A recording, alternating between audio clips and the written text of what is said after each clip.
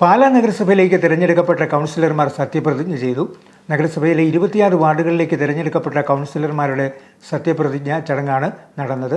രാവിലെ 10 മണിക്ക് കൗൺസിൽ ഹാളിലാണ് സത്യപ്രതിജ്ഞാ ചടങ്ങ് നടന്നത്. വരണാധികാരി പാലാ DO സത്യപാലൻ സത്യപ്രതിജ്ഞാ വാചകം ചൊല്ലിക്കൊടുത്തു. കൗൺസിലിലെ ഏറ്റവും മുതിർന്ന അംഗം ഷാജു വി തുരുത്തനാണ് ആദ്യം സത്യപ്രതിജ്ഞ ചെയ്തത്.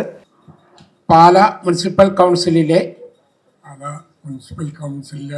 കൗൺസിലറായി തിരഞ്ഞെടുക്കപ്പെട്ട ഷാജു തുരുത്തൻ എന്ന ഞാൻ നിയമാനുസരണം നടപ്പിലാക്കിയ ഇന്ത്യൻ ഭരണഘടനയോടും യഥാർത്ഥമായ വിശ്വാസവും കൂറും പുലർത്തുമെന്നും ഭയമോ ശങ്കയോ മമതയോ വാത്സല്യമോ വിദ്വേഷമോ കൂടാതെ ഞാൻ എൻ്റെ ഔദ്യോഗിക കർത്തവ്യങ്ങൾ യഥാവിധിയായും വിശ്വസ്തയോടും എൻ്റെ പരമാവധി കഴിവും അറിവും വിവേചന ശക്തി ഉപയോഗിച്ചുകൊണ്ടും നിർവഹിക്കുമെന്നും ഈശ്വരനാമത്തിൽ ദൃഢപ്രതിജ്ഞ ചെയ്യുന്നു. ഷാജു തുരുത്തിന് വരണാധികാരി സത്യവാചകം ചൊല്ലിക്കൊടുത്തു. തുടർന്ന് മറ്റ് 25 അംഗങ്ങളും ഷാജു തുരുത്തിന് മുന്നിൽ സത്യപ്രതിജ്ഞ ചെയ്തു. എല്ലാവരും ദൈവനാമത്തിലാണ് സത്യപ്രതിജ്ഞ ചൊല്ലിയത്.